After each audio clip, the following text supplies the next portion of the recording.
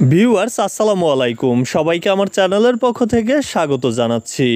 জাতীয় বিশ্ববিদ্যালয়ের অধীনে অনার্স তৃতীয় বর্ষ পরীক্ষার পুনঃনিরীক্ষণ রেজাল্ট বা বোর্ড চ্যালেঞ্জ রেজাল্ট এবং অনার্স চতুর্থ বর্ষের ফাইনাল পরীক্ষার রেজাল্ট কবে প্রকাশিত হবে, আজ নাকি কাল, সে বিষয়টি নিয়ে আজকের ভিডিওতে আলোচনা করব।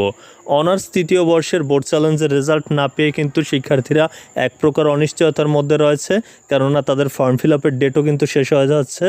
অন্যদিকে আবার অনার্স চতুর্থ বর্ষের রেজাল্টের অপেক্ষায় অনেক শিক্ষার্থী, কেননা তাহলে তারা বিভিন্ন পরীক্ষায় তারা আবেদন করতে পারবে, চাকরির পরীক্ষায়, বিশেষ করে প্রাইমারিতে।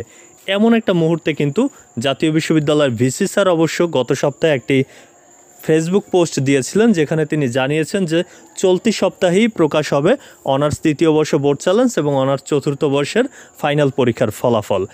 এটি জানালেও আজ বুধবার হয়েছে, কিন্তু এখন পর্যন্ত কিন্তু দুইটি পরীক্ষার একটি পরীক্ষারও রেজাল্ট প্রকাশিত হয়নি। তবে আমরা জাতীয় বিশ্ববিদ্যালয়ের নির্ভরযোগ্য যে সূত্রগুলো রয়েছে তাদের সাথে যোগাযোগ করে যতটুকু জানতে পেরেছি যে আজ বুধবার আর এই পরীক্ষাগুলোর রেজাল্ট প্রকাশিত হচ্ছে না।